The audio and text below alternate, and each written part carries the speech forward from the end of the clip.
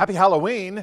I'm just going to share this with you, nice little graphic, but as you start thinking about going out Monday night, now you could go out tonight, you could go out tomorrow night, but Monday night, we're going to be clear, and it's going to feel kind of chilly. The sun goes down right around 6:15 Monday, and whatever heat of the day we have, which is still below the average for this time of the year, whatever heat we have for the day, it's going to feel even cooler. So you're going to want to bundle up. Even if you go out tonight, you have a little bit of added cloud coverage today. We saw that today. We didn't get a whole lot of warmth today.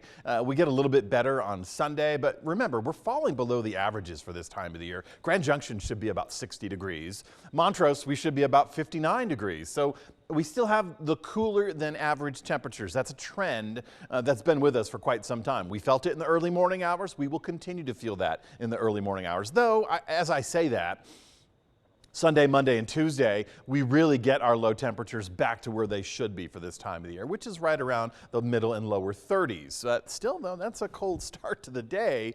And when you have these afternoons that don't warm up all that much, though the good news is, once we get into the middle of next week, with our next approaching storm system, and if it's news to you, we have another storm system due at the end of next week, but that has a bookend from Wednesday until Saturday, Sunday. Mountain zones on either ends getting the storms first, but for our lower elevations, it looks like Thursday, Friday could be our rainy and rain snow days. But leading into middle of next week, we get some of our warmer days. In fact, we'll get temperatures back up to the 60s for a few locations, and that's right back to the averages for this time of the year. But it takes an incoming storm system to do that. So we'll get our wind on the increase, we'll get our temperatures on the increase, and that's standard procedure when we get these systems. Today's cloud coverage, well, that's all courtesy of the Pacific Northwest storm train. They're getting a lot of moisture. They're getting some very deep moisture in the Pacific Northwest. It is not dipping down into the lower 48. It's continuing to track along the international border. So with that being the case, they're getting good snow in the mountains, good rain along the coastlines, great weather for them, atmospheric river, so there's plenty of moisture for them, but it's just not going to happen for us. We get cloud coverage out of it Saturday. We may see some lingering clouds on Sunday. It's going to take a little bit of time to clear out the clouds Saturday night, but still, I know there's a lot going on. It's kind of hard to tell with Halloween being on a Monday. Do people celebrate last night?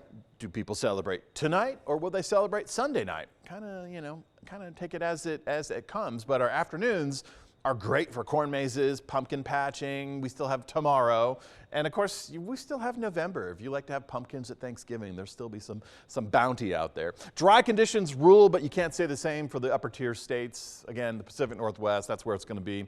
Tomorrow we get clearer skies. In fact, we should see fewer cloud coverage. We'll go with a mostly clear forecast for Sunday afternoon, still maintaining the dry conditions, all the while still maintaining the cooler temperatures. Now, yesterday, there was a severe storm threat in the deep south. Some reports of tornadoes have come out, severe thunderstorms. That's going to continue tracking into the panhandle of Florida on Sunday afternoon. But for this afternoon, Saturday afternoon, that's really where that action was, severe thunderstorms. Not for us.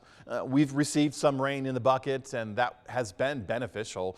We still have rain deficits, but it's not as bad, it's not as dry, not as drought-stricken as it has been previously. Take a look at the next couple of days. When the average high temperature is in the lower 60s for both locations, Grand Junction and Montrose, with that average, we don't achieve that until about Tuesday and Wednesday of next week. Those will be our warmer days. Those will be our windier days. So there is a slight chance we'll get some red flag warnings out of this, but we really have to sustain those stronger wind speeds at the 25-mile-per-hour zone, and I don't know that that's in the cards just yet. We're going to watch how this system evolves. It will swing through by the late week period for us, and that means around Thursday we'll start to revisit those rain opportunities, and that could help erase some of that rain deficit for us. Of course, our local mountains, and I'm talking about the Grand Mesa, picked up 2 feet of new snow. We could add another foot and a half when this next system is all said and done. So take this time to pay attention to your car. Please get yourself and get your vehicles into winter mode. And as always, flashing lights, folks, on the side of the road, whether it's a tow truck driver, whether it's a first responder, or even a law enforcement personnel, you need to slow down and you need to move over. That will save their lives. They have families, they have loved ones. Do us all a favor. Try to avoid any significant injuries or damages by not paying attention.